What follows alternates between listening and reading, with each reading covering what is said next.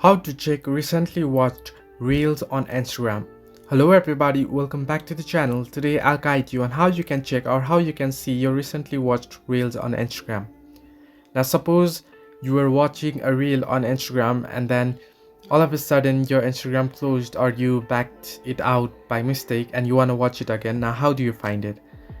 Now open up the app and head into your profile by tapping on the profile icon that you can find on the bottom right corner of the screen, and once here you'll find the three line icon on the top right corner of the screen. Tap on it and you'll find the option your activity under it. Open it, and once you open it, under interactions you can see the option likes. Now if you head into likes, you can see newest to oldest all posts that you have liked here, and you can see the reels that I just recently liked here too.